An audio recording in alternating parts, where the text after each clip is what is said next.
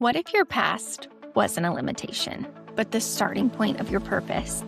Hi, friends. I'm Brianna Goodwin, and welcome to the Cycle Changer series. You know, this series has been on my heart for a long time. And for years, I've talked about being a cycle changer, which to me is someone who grows in confidence, mindset, relationships, leadership, and faith. Also, the next generation experiences something different, something better. And I realized it's not just my story. There are so many women quietly doing the brave work of healing, raising their deserve levels, breaking patterns, and rewriting what's possible for their families and their future. This series is about giving those women a voice. So if you love real conversations, powerful mindset shifts, growth, and are in need of some inspiration, then you're in the right place. But make sure you subscribe so you don't miss an episode like this, and like this video, and drop a comment loving on these incredible women you're about to hear from.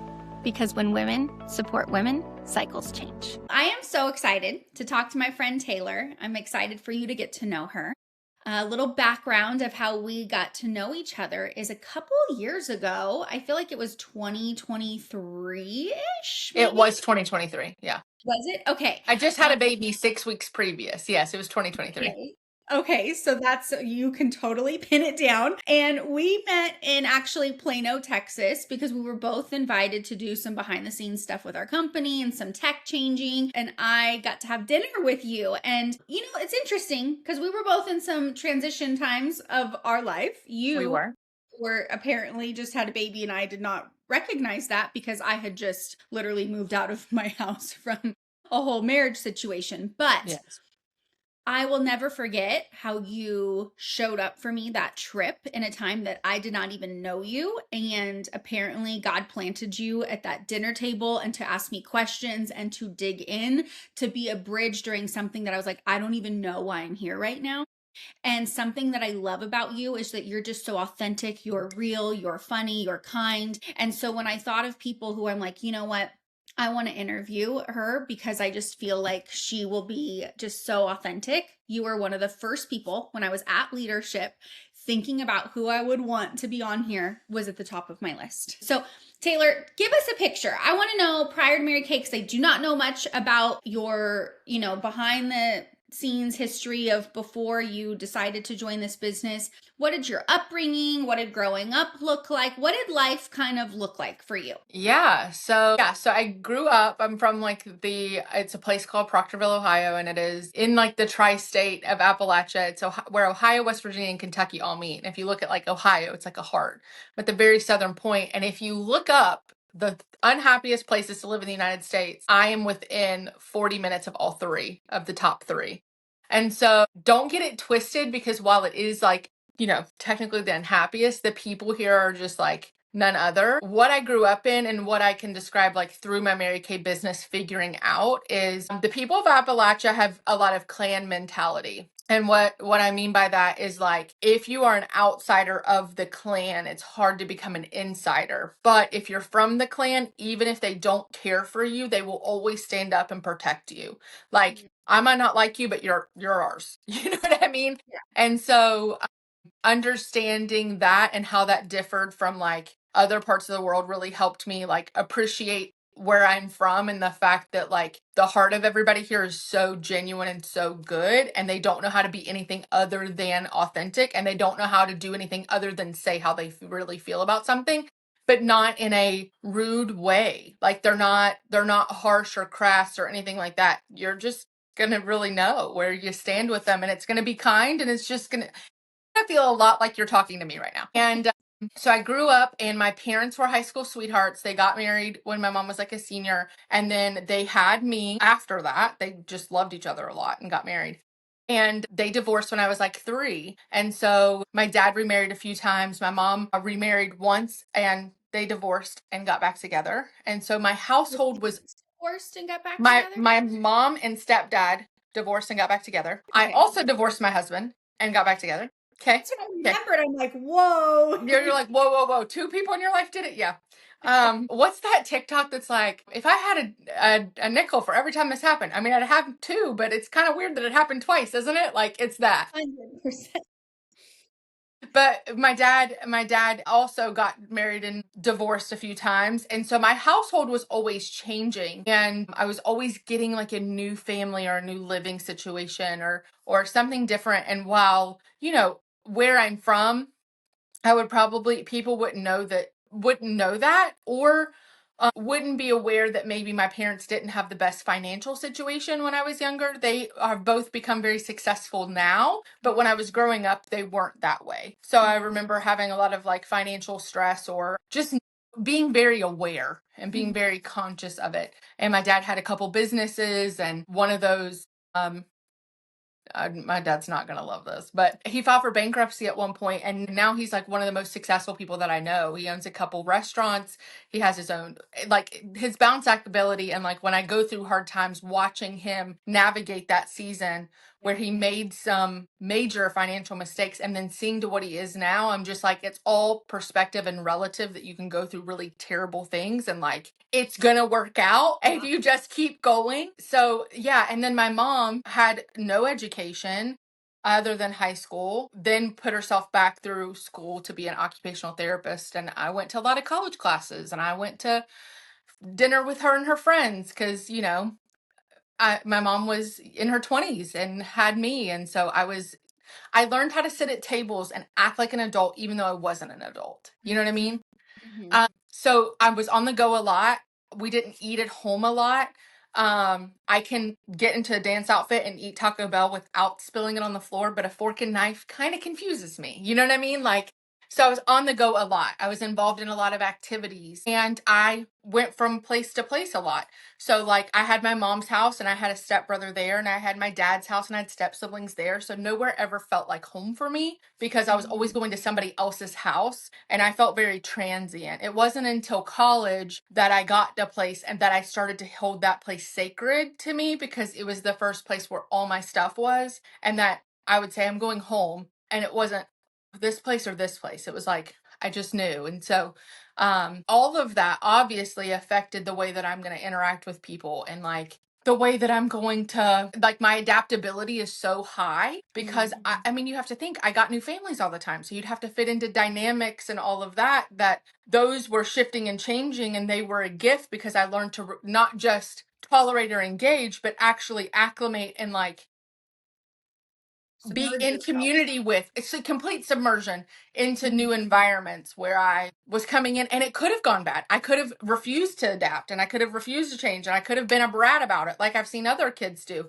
And I just willingly was like, this is my new family, yay. You know what I mean? I was just like, okay, yay. And moved into that. And I think that the only way that I could probably explain that is like God's gift to me was like the ability to like just want to love and belong so much that I was just like, excited about those things, and I didn't necessarily take them too harshly. You know what I Yeah. mean? Yeah. So when you take into perspective, these transitions as you're growing up, as you take into perspective, like this area that you live in that I've never even heard that there's like the three most unhappy like cities, and you were growing skills regardless. You were Yeah. having like a positive attitude, but what was like happening on the inside? Like if you kind of brought us to maybe now, and I don't even know if you could like pinpoint Oh, I back can't. Girl, I then, got but it. now you can, right? Like what was going on the inside of where your headspace was almost bringing you up to like date of this opportunity getting introduced to you of your belief Oh, system? I mean, I'm going to, so the downside of all of that transition is I was so adaptable. I would chameleon into anybody. You know what I mean? Because I had to be so adaptable that it took me forever to even figure out what I liked or what I wanted. I remember I had a boyfriend one time that was like, what do you want? And I was like, I don't know. This would be nice. He's like, out of all the things in the world, that's what you want. I'm like, I actually could not tell you what I want. And actually, if you ask anybody what they really want, they don't know. And so I'm like, if you could actually ask yourself what you want and then align, like, is what I want actually in align with any of the actions I'm currently taking, you know, you might get an answer or two in there. If anybody knows the Enneagram, I'm a 2. I'm a helper by nature. And so I had 2 Enneagram 1 parents. And if nobody knows what the Enneagram is, it's my parents both perceived that they wanted to be good people and there was a right way to do things. And they had different standards of what that was. Now, they agreed on certain right and wrongs for me, which gave me a good sense of right and wrong, but they had different standards and interpretations. So I would chameleon and mold to survive in the atmosphere to help. So I wasn't a burden. I got good grades. I did have severe ADHD. That was an argument. So I had to like pretend maybe I didn't have ADHD. I don't know if anybody's ever tried to pretend that they don't have something that distracts them and makes it hard to make friends and makes it hard to pick up on social cues and just make and complete any task. Making it through the day is a lot harder for me than it is for a lot of people. And I used to get really upset about the fact that other people could navigate their lives easier than I could. But it made me place my worth into other people's viewpoint of my worth. It made me hand that over to boyfriends, to whatever. And I just wanted to be desired or wanted so badly that I would mold to whatever everybody else wanted me to be so that I would be ideal, that I just wasn't at all myself. I think it was the reason my unit in Mary Kay is, the Wonderland unit. And the reason I picked that unit was because Tim Burton's version, they talk about Alice losing her muchness and that she got lost in it and started to find her place. And Mary Kay's very much been that for me, this ability to like find my muchness and like stand in that full me. And I feel like who I was as a child, and maybe you can agree with this, but who I was as a child and who I am now, I'm just trying to get back to that authentic her that like loved life and just didn't care and wanted to play in the sprinklers and wanted to like live life loud. And she got crushed along the way by like experiences in life. And so Mary Kay's been that vehicle for me to like try to get back to her and like honor her, you know what I mean? Yeah. And do the things I always said I would do. Yeah. I'll never ever forget a therapist told me that, I come from a colorful background, and she was like, you were born at a very like high vibrating, like energetic place, and your family like wasn't, and you kept bringing yourself down to them to handle that. And now it's like, how do I find who I naturally am? Like you said, after all the piling of things that have happened, just of who I was born to be, and being okay in that, and being vulnerable and playful and, Yes. light and all of those things. And I think that's what truly women want, right? 100%. And I think that the other thing is I could be, because of the caliber of person that I am, I could be the perfect girl for a lot of people. But I realized that people were not the person that I needed them to be the caliber of person that I needed them to be. And I realized I was searching to be so accepted that I was like, oh my gosh, I am willing to date anybody for like admiration. This is not good. This is not good. And so I started to like raise my worth or my head a little bit on that and stopped, that exchange. And so when Mary Kay kind of found me, I was searching for something that I could be passionate about. I shared this last night. I was at a meeting and they were like, what made you join? I was like, well, the microderm, 50% off. That stuff's pretty lit. If you don't own it, you should probably own that. And I was like, and I never stayed at a job for more than 2 years ever before Mary Kay. I moved 13 times in 3 years. And some of them were like, I lived in Vegas, I lived in Columbus, I lived in North Carolina, all within like that 3-year span. So I moved like there back, you know what I mean? And so I was a little transient guy, I can tell you that much. But I kept searching for something, and I realized I kept putting myself in positions that I was making no money, okay? Because my background was in not-for-profit management, because I like to help people. My identity is helping people and being adored for that, right? Prior to Mary Kay. And As a sacrifice to you in a lot and of a ways. sacrifice to me, like a monetary sacrifice. And I remember sitting, I was my last job before all of this. And I'm telling you, I've been like a foster mom at 23. I had 6 children, ages 1, 3, 5, 6, 7, and 12. I moved to Vegas and got like more responsibility there. St. Jude's Ranch for Children. If you want to donate to them, please do. They're fantastic. But I've done behaviors with small children. I've done Habitat for Humanity. I've helped persons with disabilities get jobs. I've been recruited by Target and been Target HR and asset protection. I've worked for a closing attorney and done home closings. I was so searching. I've shadowed like people who did parole officing things. I don't know what they're called. Parole officers, that's probably it. I went to schools to look at like occupational therapy and to look at IT because I was like, I could get paid 6 figures for telling older people to turn their computer off and on, maybe. And I just remember being like, I think I just have to hate my job and then do the things I like on the outside of that. You know what I mean? And so I was like, okay, well, great. So I just kept these jobs and I would come in hot and fast and I would just be impressive. And then I would burn out and die down and you would get this more lax version of me. And that wasn't great. And I was like, There's your whole sparkle and mission and just and away there was something about me that I was like, there's something broken. There's something broken in me that I hate what I do about every 2 years and I need to change it up. And it wasn't until Mary Kay was like a happy accident, honestly, that I realized that's not the case because my 9-year anniversary in Mary Kay's next month. And so like, it doesn't even feel like 9 years. And I had no idea that it existed and that I could be fulfilled. Find you, like how were you Yeah. introduced and what did that decision look like at that time to be like, I'm gonna do it? Was it just easy because you're like, well, I try new things, like I'd love to hear where you're at that phase. I am the most skeptical person in the entire world. I am so cynical. It's something I've had to overcome in Mary Kay is like the belief that it's all going to just not work out anyway. And I'm going to expect the worst. My motto in life used to be, I'm going to expect the worst. So if something better than the worst happens, I'm pleasantly surprised. Like it's what I had to prepare for. And so when Mary Kay found me, it found me as a customer first. So basically there was this girl I worked with at a paint your own pottery studio because I didn't make enough money at this other job. I would work 1 day a week at a paint your own pottery, and she was younger than me and she had tattoos and she had blue hair and she had posted on Facebook because I'd worked with her and she posted on Facebook, I just left my job at Ulta to do Mary Kay, who wants a facial, and I was engaged and a bride. And I said, I do. And I remember thinking, because I had tried Mary Kay when I was like 16 and I had a cream to powder and I put it on because I was a majorette and it was good field makeup.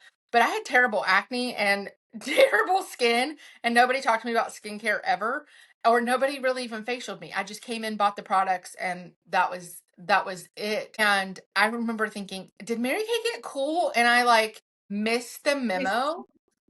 I'm like, the girl with blue hair and tattoos quit Ulta to do Mary Kay. I'm so confused right now. I maybe missed the memo. Like, am I missing out on something that's trendy?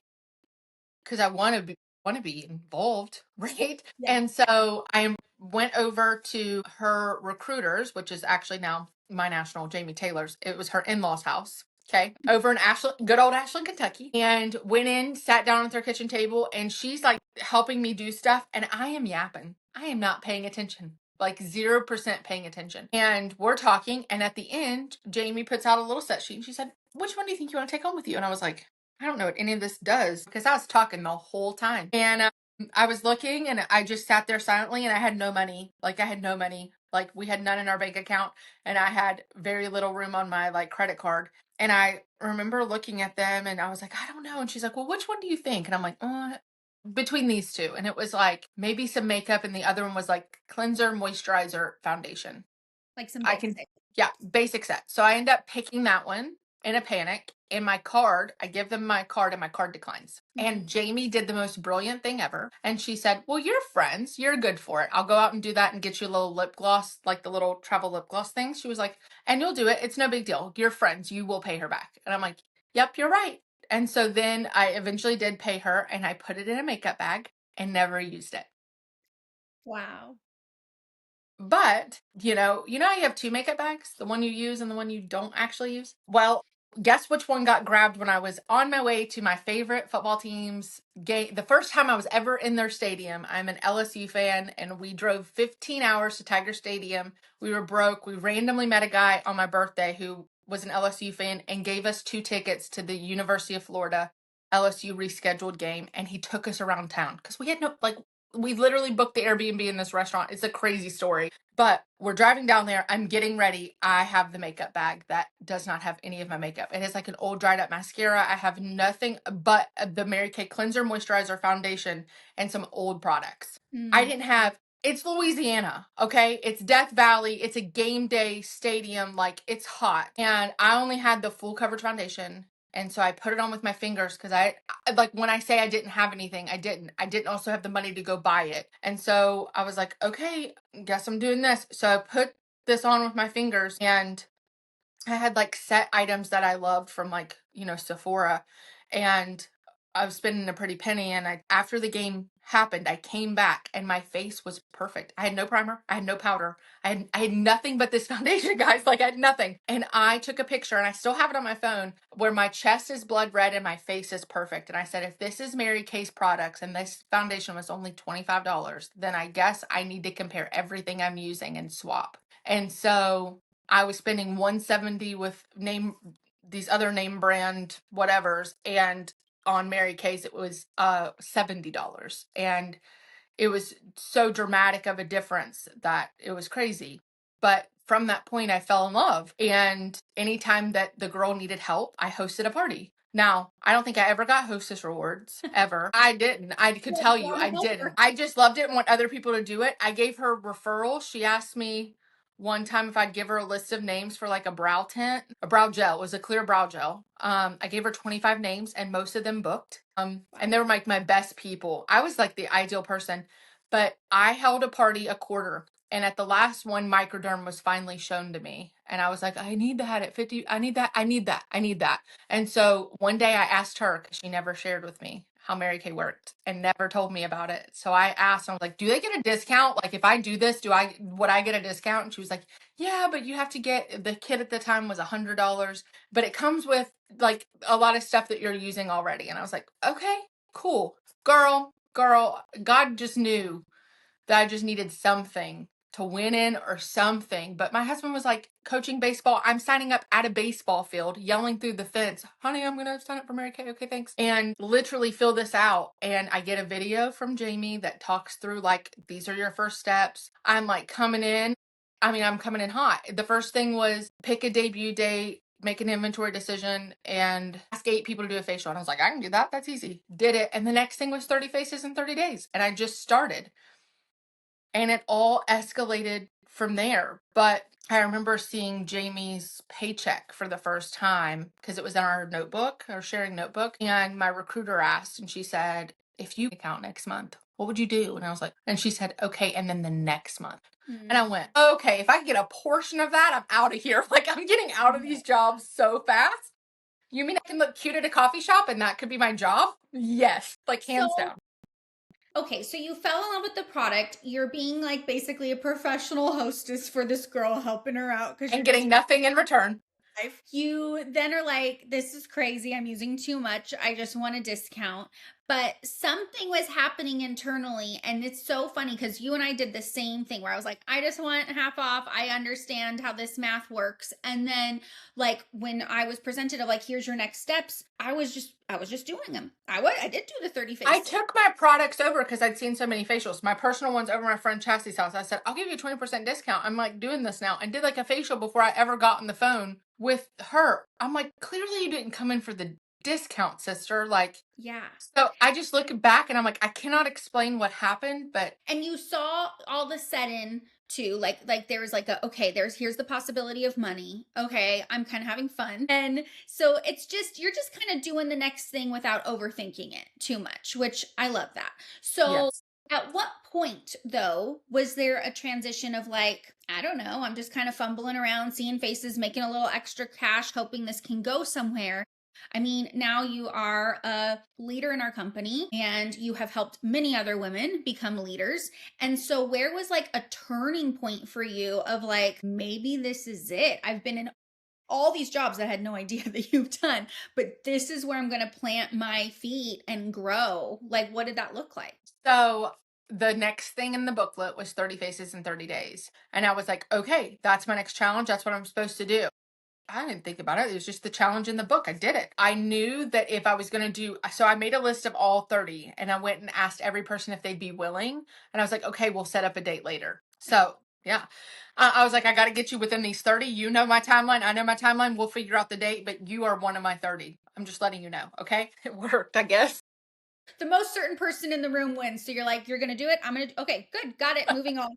Yeah, pretty much. And so I knew that one of them would cancel. I knew somebody would cancel. And so I was going to have my family in the holler where I grew up, the like cattle farm that I grew up. It's my whole family. So it's like my grandpa and then it's now my cousin and my other cousin and my aunt and my uncle and my other uncle and then my mom and my aunt and my pap off. I didn't say him. He's in there. And so, yeah, I knew that I could call the holler and gather people. And I was like, I still remember who canceled on me and I still haven't facialed her. She's on my list. I will be getting it accomplished. Well, yeah, you remember your first cancellation. But I called my cousin who lived in the holler at the time and I was like, gather who you can. I'm coming over. And it was her 1-year-old and a 3-year-old, maybe, and her husband and her and my cousin, my other cousin. And I had them on a king size bed because they didn't have a table big enough. And so we were all sitting on a king size bed. I was doing facials, not in an order, just whatever's in the bag. We're going to try this next. Okay. And with the disposable cloths with very little water, and I had them put the microderm on their face. Okay. And if you know how hard that is to get out without water. But my cousin Emily's worked so well that when she wiped, like blackheads disappeared off of her nose. And my other cousin saw how excited I was. And she was like, I think I want to do this with you. And I was like, oh, okay, that'd be great. So I didn't want to look ignorant. So I walked outside and was like, let me walk out to my car. And so I call my director, which was Jamie. And I was like, oh, I signed a team member. She's like, you got you a team member? I'm like, yeah, can you tell me how to do this so I don't look stupid? And she was like, well, it's $100 plus tax and shipping. I'm like, yeah. I'll just take the $100. I'll pay the rest because I told her $100. I'm not going to go back on it. It's $100. And so she ends up coming in and doing exactly what I did. She came in, she did a first order. And then I remember I didn't know anything about the career path. So I was like, what's that even mean? So I went to Pinterest and typed in Mary Kay career path. And I saw that it was 135 and I saw a car. And I was like, I drive a Dodge Dart. That's a stick shift. And the trunk will randomly pop open sometimes. And I would love a car. And I wanted out of car stress. The car stress of what if my car breaks down? I owe more on my car than what it's worth. Tires, upkeep. What if it doesn't start? What do I do? The stress of owning a vehicle to me is like one of the worst stresses in the entire world. I mean, honestly, I'm like, no, thanks, but no. Especially when you're broke and you know that that's going to financially ruin you if something happens on your car. It's a big problem. And so, or you get in an accident and they total it, but you don't have that gap insurance. Like that stress of being upside down on something is so paralyzing. And so I went for the car first because I had no idea about directorship. I had no idea how like money worked there or that I could or anything, but a car would be helpful. And so I went fast. It was pretty like apparent to me that I was like, well, I mean, it's pretty straightforward. If I get these team members and I teach them how to do this, then I move up and it's easy peasy. Like what I got to do. And so I joined March 21st and went on target for my car in April. The next month? Yeah. Love it. Yeah. Okay, I love this because people are like, well, how quickly can I be successful? And like, is it going to be worth it? And to like watch you going like, maybe I just want a discount. Wait, I saw a little vision. Wait, that would be helpful to my life. Okay, I'm going to do it. Okay, here it happened. Yeah. Like, so then this. No, so I went on target for my car in April. So then May 1st, I go into the DIQ program. And then, no, I didn't. Hold on, I went on target car. I did 1 month of on target car and got from 5 to 10 because we needed 10 personal team members at that point. And so then I had an on target car month. And then the next month, I went into DIQ June 1st. That makes sense. I tried to 1 month it and miscounted one agreement. So a month and a week. I did the DIQ program of the old qualifications, but I finished my car in June. And so Okay, hold on. I need to like tell people what this actually looks like. So in a matter of, you started not even at the beginning of March. You March started like in, okay. So we don't even get to count that as a whole month. So April, May, June, and then 2 weeks. So 3.5 months. Well, it's actually through the July 4th weekend because I just needed that agreement to go in and her place that order. So I was done early. I just Okay. was So vibing. literally It was a holiday weekend. all of that. And you went from literally knowing nothing, doing facials on a bed, imperfect action. I remember when my director, she was like, Taylor, I don't know what you're doing out here with these facials. Can I come to some? I'm like, yeah, sure. So she comes and I have all these one-on-ones set up because I'm running all over the place. I'm just doing one person. And she was like, see if you can, I remember who the girl was. Her name was Natalie. She was like, see if you can get Natalie to bring 2 people to it and you'll give her a lip. It was when they had those spring lip oils 9 years ago. Okay. And she was like, tell her to give her a lip oil. And I was like, okay. She didn't. So she got one girl there, but my director did the facial. So I watched, and then she went through a sharing notebook and the girl signed on the spot. And I said, I can get strangers. I can get people I've never met that actually want to do this with me. That's crazy. That's crazy. And it just like those 2 things early on, because I was my first team member and then my second team member. And I remember my brain being like, what? That's what I have to do. If I just show women the product and then I tell them about how Mary Kay works, they might actually want to do this too because they need it too. I can open my mouth. I'm good at that. Yeah. Like I'm a pretty good talker. That's fine. So Yeah. what skills, like if we were to look at, like, okay, you transitioned. What skills did I have before I came in? No. I'm like, not very many. I mean, we can compare, but like, what skills did you have to now? Like, what are the life skills you have learned through? Oh my That's a gosh. big question. I know, but like, you come in, you go into leadership really fast. We're very still new into you doing this. And now it's about to like be Mary Kay Life School, probably, of like, It was. Right? It was. I learned, okay, so at first I wasn't learning a lot. I was just ignorance on fire. I was just really coachable and I didn't know I was coachable. Yeah, so you found how fast I became a director. But then after that, I earned my Equinox at the end of September. Okay. And a year to the date that I signed, I earned my pink Cadillac. Okay. And then we did $500,000 my first year. Wow. Okay. You're a little firecracker. It escalated really quickly. Okay. And when I say I had no idea what was going on, I'm genuine that I had no idea what was going on in the fact that I just didn't know how big a deal any of that was and was just so excited about women getting to experience the products that I loved and me helping people not be stressed financially like I was. I was so desperate to not feel that way anymore that it gave me a passion to help other people realize they don't have to live like that. Like, you don't have to keep doing this. You can choose differently, and there'll be growth spots, but it doesn't have to suck and it doesn't have to be uncomfortable. It can actually be a lot of fun. Yeah. But you do have to try. You do have to work. You know what I mean? It was not, I won't say a lot of work because I'm like, a lot of work I think implies that it was like hard work or that it was heavy. It was so light. I was light. I was making money. It was fun. The energy was great. The community was unlike anything I've ever felt. I was better with. It takes intention. It takes intention. We can't just sit here and be like, I hope it comes. Like, you were intentional in the time that you were putting, but that time you were putting feels like you're hanging out with friends.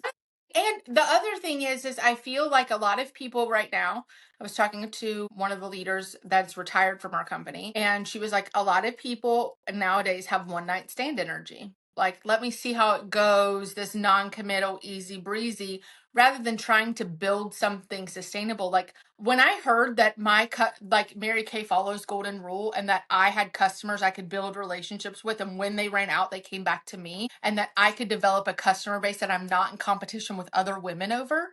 Are you kidding? I mean, I watch women, hit, Star Consultant, that 1800 on reorders alone, and they're profiting 1800 a quarter on work that they did years ago. I have customers that I profit from every month that I sat down with a year ago or 9 years ago. I have people that I've sat down with 9 years ago, and it continues to pay you because of that residual. And people don't understand that they're exchanging their time right now for a dollar amount that they're worth so much more than, and it's awful. And I'm like, it is an energy exchange in Mary Kay, but if you put focus and intention here and you're coachable to somebody being like, hey, do this next, and you just give it a shot, you'd be in the way that Mary Kay has dividends unlike any other place, because you had the women that went before you that are like, this is what works and this is what doesn't work. And the playbook of that, I mean, I literally say this all the time. I am riding on the back of the women of the 90s. Thank you, women of the 90s, for laying the groundwork for me, because they helped us with brand loyalty. They helped it be a household name. I don't have to explain to people what Mary Kay is. They just know what Mary Kay is. I don't have to be like, you should trust it. They inherently do, because their grandma and their mom used it. So they, whether they realize it or not, there's this inherent trust in Mary Kay, the company, that they don't know that they have. And when they interact with it again and see what it is now, it's just so easy to get. I don't have to explain. And then it's consumable, so people run out. Like, Yeah. it's just genius, honestly. And you said such a powerful word about leveraging your time and your energy. And so even though that this may take time, it may take an appointment here or there, like the time we put in, what she's really saying continues to pay us over and over and Over and over. over. I mean, it literally just happened to me this week of like, I can't even keep up with the reorders. And sometimes I'm like, what does she look like? I don't remember her face, as that happened to you. And you're like, I need to keep better I'm like, pictures. Who? going But on like, Facebook. they come back, right? And so that is so powerful, because when life hits the fan, I always say that this is something that continues to work for you when you may not be able to be as energetically intentional. And so if you could maybe give us, I mean, let's go back really fast though. What life skills? Because, when we come back to the picture of you in the beginning, your self-worth is being determined by other people who are not even confident or have their own self-worth. And you are being this chameleon, and you can tell though, you inherently had this like fire inside of you that you had to like dim. And Yes. so what are some of the life skills or the things that like maybe aren't even monetary that you're like, this changed my life completely? I think it brought out things in me that I didn't know was there. I used to think because I'm ADHD, I'm messy, I'm disorganized. I work my business a lot without having to have physical materials. Like, okay, yeah, my kit and the products, but like set sheets, no, they end up wrinkled every time, and I can't do it. So I've just learned to like adapt my environment to what works for me. But I remember taking the strengths test and figuring out that strategic was my number one. And I was like, I am not chaotic. I'm strategic. I'm not messy. I'm good at this. Like, I was strategic, achiever, individualization. So it's ability to see what makes people tick and pull it out of them, empathy, and woo, which is winning others over. And I remember thinking, that's not somebody that's messy or ADHD. That is somebody who has a lot to offer the world. And when it's like I was raised in a home, one of my stepmothers was not kind to me at all, like at all. And I remember her reinforcing the belief that I was stupid, and I did not realize I was smart until 5th grade. The smart kids kept getting called for presidential honors, for getting honor roll 3.5 and above the whole year. And all the smart kids were called, and then my name was called with theirs. And I was like, I'm smart? Like, it didn't register to me that I was smart. And so it kind of had that same effect on me when I saw those results on the test, that I'm strategic, I'm not messy, I'm a lot more powerful than I realized. And it was let me shed some labels. So it let me like come back to like the truth about me and not what others had labeled me. But also, I would say the biggest place I've shifted is we know that my background, my parents both love me very much. I'm very involved with my parents. I had a good upbringing with a home that was not together, but I also did not realize what marriage should look like or a healthy relationship should look like. And I didn't understand like commitment, like at all. And I didn't understand a lot about that. So I found my faith through Mary Kay, and so much that like my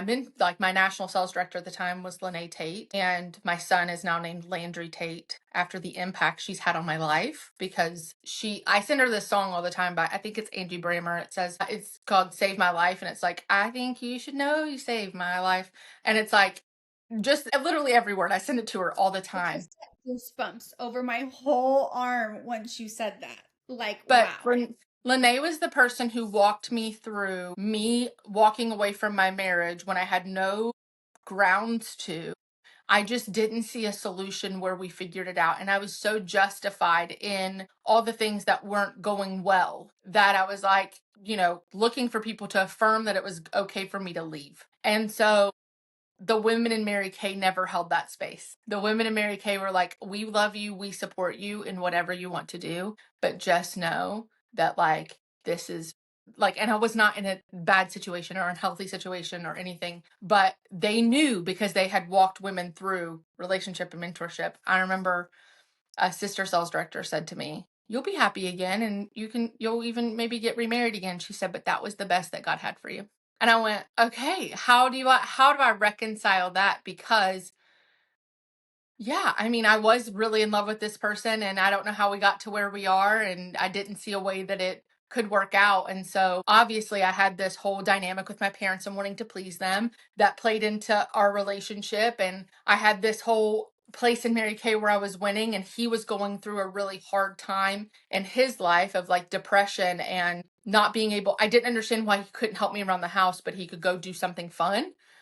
And I didn't understand how depression worked until you're in it, but then you just feel like you're the victim, right? And it's always, we always victimize ourselves, that things are happening to me. And so Mary Kay taught me that everything's happening for me if I really look for it, but also really walked me through that and showed me how to commit, how to fix things, how to show up, how to have accountability, how to have honest conversations that aren't emotionally charged where we don't have to fight it out. We can just show up and like try to sort it out. Huge conflict resolution. But also I remember hearing a speech from Holly Lowe and it was on red letters and the letters that you put on yourself and that the red letters in the Bible are also the truth. So it can be negative or it can be positive. And I just really felt like God was like, you need to go talk to her. So Holly had me, she was like, I have 1 hour for you. Do you want to do it in person or do you want to do it on Zoom? And I said, in person. So she lives in South Carolina. I drove 6 hours one way to meet with her for 1 hour and left. And I don't cry in front of people like Corey, like my husband never saw me cry until after we divorced and I had my breakdown for when we reconciled. So I don't do that. 30 minutes in, I am bawling. I'm like, she's like, yeah, let's see what our time check. She's 30 more minutes. And I said, you got me to sob and we're not even halfway through this because she really broke through a lot of lies that I'd been telling myself. Mary Kay taught me about my four walls. They taught me that the family that you choose, that is your husband, your children, that they are priority over everything, not your career, not anything. They taught me the priorities of God first, family second, career third, because I had it so backwards. I was all about work or trying to find worth there or trying to find worth other places that I didn't realize that keeping those priorities is like the key to everything else. And I remember Lene, even when I was going for a really big goal, she's like, I want you to send me an email. And I'm like, about what? My goals, my plan? She was like, your date nights, where are they? Because if you lose your family along the way, none of this is worth it. And Holly was like telling me about my four walls and about how if you and your husband, and I didn't have my son at the time, she was like, she said, my four walls are my husband and my two sons. And if our walls are good, we can withstand any storm. But if our walls are not good, we can't walk through anything. And so they taught me about how to blend my life where they taught me how to be more family oriented because I wasn't like, I didn't understand the importance of like investing in that little family and that being your little thing that you've created that you nurture and protect above all else. And I just remember like now I'm living my life to where I keep those priorities and that I have off times because I wasn't doing that. And I have designated time. I do have help with my son, but it's like people coming in my home and like family members, so he doesn't realize it's even anybody watching him. He thinks it's just everybody loves him to come see him, which I love as his mommy. But we're getting to design our lives or look how we want it to look, and I get to fit Mary Kay in, go be effective, come off of that, and then just go be with them, and it all is working out. And so Mary Kay's really taught me how to have it all and really defining what it actually is. Because it's not the stuff. It's like, it's the other stuff. And it took me so long to even understand that. And so, like, without Mary Kay, I don't know if I would have gotten it, or if I would have ever had a marriage or a relationship that lasted, because I wouldn't have understood. Like, the problems would have kept coming up. The things would have kept coming up. And without me really committing, because I was in Mary Kay and it was fun, that it worked stuff out in me that's affected my family and now will affect generations if my son chooses to have kids. You know what I mean? Our world looks so different than what I was brought up in. It's so different. And what I wasn't trajectory. And it's not what I wasn't brought up in anything bad. It's just better. It's better than what I was brought up in. And like, in for his third birthday, we are going to be taking him to Disney. And we're celebrating because Corey's parents divorced when he was 1 and mine divorced when I was 3, and nobody has been together past the age of 3. And so we're going into territory that nobody else can give us advice on.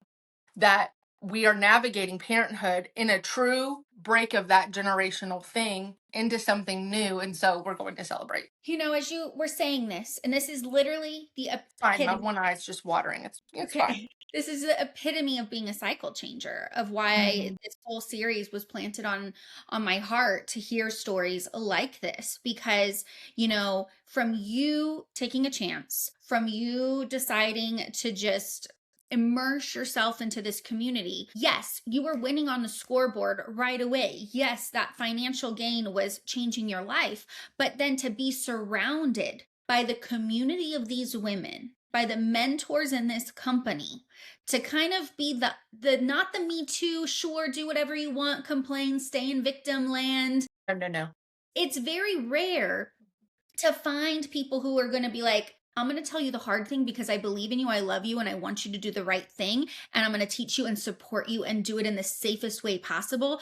That it literally is changing how your whole cycle of your family is operating. And just like you said, because of the groundwork, the way that you're going to be a mom, the way that you're going to speak, the way that you held your marriage together and are making that the priority, is going to change how he sees relationships. 100%. Someone's daddy. And like, that is wild, so it's wild. I'm like, it's fine. So for you, I mean, obviously your life would look so different, but as you're moving forward, I'd be single and have cats, I think. Cats and like probably. I'm like, or I would have went and had like a baby on my own, and I have no idea what I would have done. I would have went rogue. I would have. It would have been bad. So at this point now, this is change the entire foundation of your life and your family. What is next? Who is your mission? I've heard for you to say, like, you are just not willing to let women feel financially desperate. But has any other pieces come in that is like your secret sauce, that you're like, if you could just come in to this company for a little bit, and this is the areas that we could add value to your life, like, what does that look like for you of what you're called to do with women now? Yeah, I honestly feel like I'm still in the middle of searching for like what specifically God wants me to do, because I feel like it's so tailored to each person, what they come in here for, and like how I serve them. My goal is always that they leave me better than they found me, and whatever that looks like. But I always tell women, you should at least be a Mary Kay consultant for at least a year. You owe it to yourself to know that you can do hard things. And Mary Kay teaches you that. And if you really do give it your all, like, and I'm not talking like work 24/7. That's not what I'm saying. If you actually like go all in mentally and give it your guts and let it, like, actually experience it rather than sitting on the sidelines of it, it will shift you in so many ways that you have no idea what that looks like. But I know that it gave me so much freedom and control over so many areas. I remember always struggling with body image and weight, and I'm like, if I want to change that, or when I want to change that, I can, because I can do anything I want to. It's just not a priority. And so it's allowed me to release a lot of guilt and shame. And I want women to stop judging themselves so harshly and just be more of themselves, whatever that looks like, because we carry as women so much guilt and shame and judgment that we don't even realize that we're doing it or that we've done it, and it excludes us from the communities that we absolutely need as women. But we have so much evidence or proof in our lives up until this point that Mary Kay really does disrupt it for you to see yourself differently. And so I don't know specifically what God has. Like, this is my thing. You know how like some people have like an elevator pitch? This is my thing. I don't know if I have a thing. I just know that if I'm going to chameleon, I'm going to chameleon to tailor what I have for you to meet you where you're at, to help you get whatever it is you want to go through to get to. And that mentorship and somebody willing to come alongside of you and be in it is what I'm there for. And I think that honestly gets to be enough, because I never want somebody to come into mine and be like, this is what I have a plan for you. And they're like, this is what I really want. I just want to meet people where they are, them feel loved and supported and seen above all things. And I love to watch them win and believe and achieve. And I was saying last night, I was like, trips are great. I would love to earn trips and go on trips and diamonds and cash and all these things, but there's nothing like the feeling of seeing somebody that you've mentored break through something, earn something, achieve something. That if you are not building people, you're doing it wrong in Mary Kay. If you are not building people, you're missing it. And so yeah, you can come and sell the products, and we would love, we would love for you too, girl. Do that, make you some cash.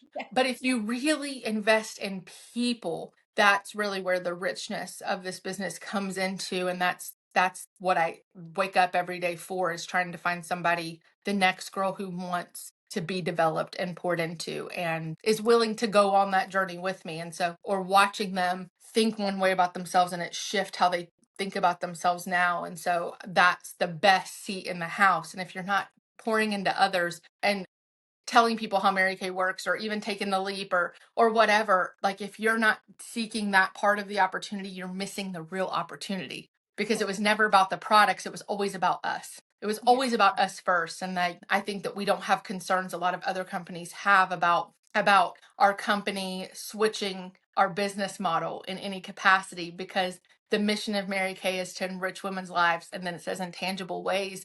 And the point was us. The products came after. And so if, whoever ends up watching this understands that the point is you and the development of you for your family to have what it needs to have, and for you to be who you need to be, and for you to get everything you want. And that's the whole point of the company. You need to understand that's the whole point. That's the whole point of the entire company, is for you to get out of it what you want to get out of it. And that's the priority over the products moving. Yeah. And it's just so unique. And having that joy, like as you hear you explain what is so important to you now, it's like, are women enjoying their day-to-day lives? Are they Or being seen or recognized for anything? Are they in an environment where they can learn their skills and their talents and grow their confidence? And as you're like, whatever they want, what I see for you is you're providing a space for women to really figure out who they are and where they shine. And whether that means somebody wants to go all the way or somebody gets a season out of this, you're providing this area to give you have this, like, I imagine this like little tool bucket that you've learned over all these years of like, wow, okay, if you're ready, this is the part where you could grow in this area if you want to, and I'm going to be here for you. And so I think that there's just literally no downfall for somebody of like, if you could just grow in one of these areas, it's going to affect your life in such a positive way.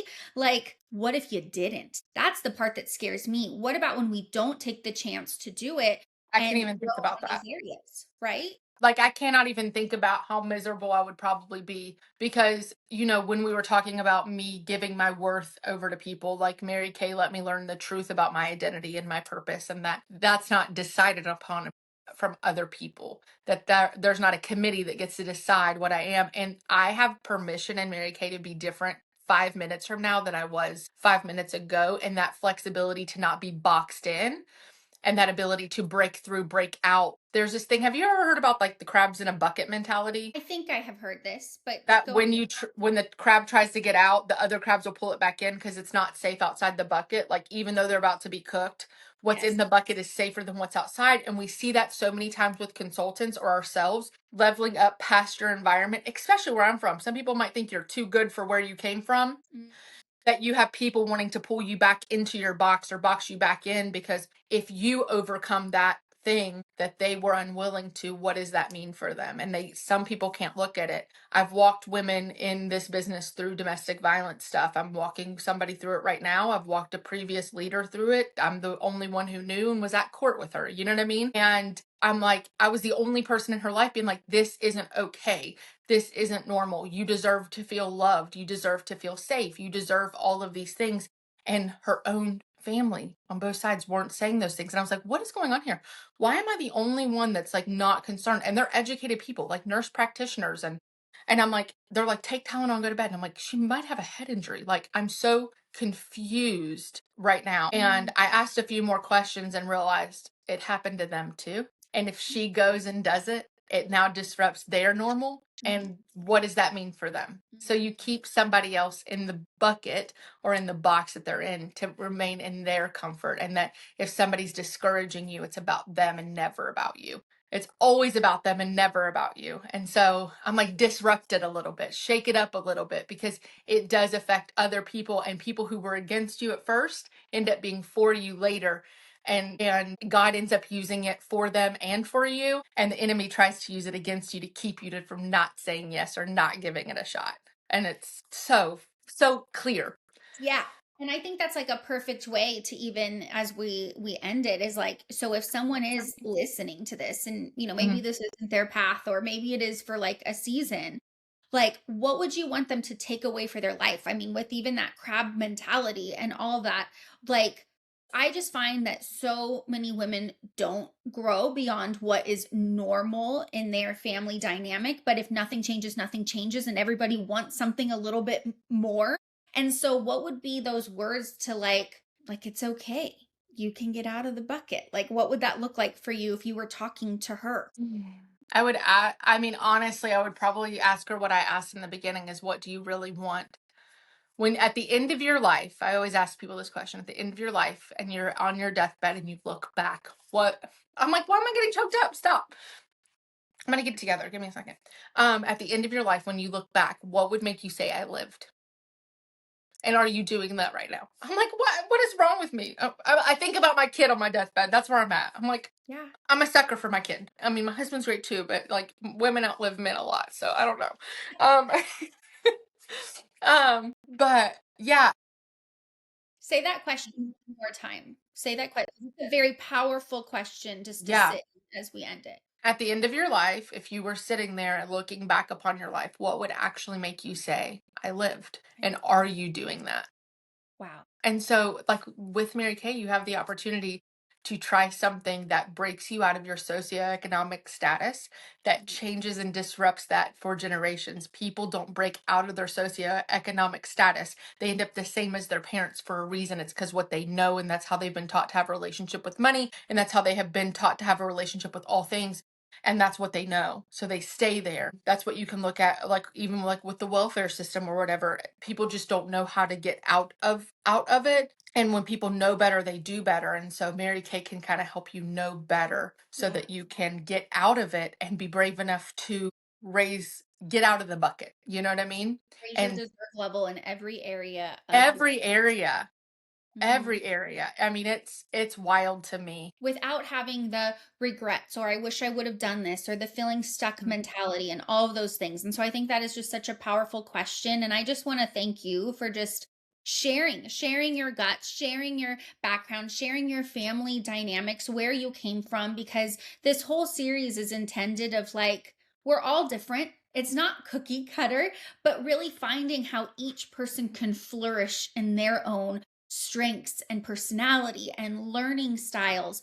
And so you just gave such a dynamic look at that. You are an amazing, when I say storyteller, not that this is a story, but it's like I felt like I'm in the mix, that I could visualize everything you were saying. And that is just such a powerful gift. And so thank you for taking Absolutely. your time to share your heart. And I know it's going to deeply affect other women. I hope somebody sees it and is like, yeah, that girl. That girl, I can do it That too. girl, I got that girl. Yeah. So we'd love to hear your feedback in the comments and what touched you, and give Taylor some love. And thanks again for coming on. Yeah, absolutely. Anytime.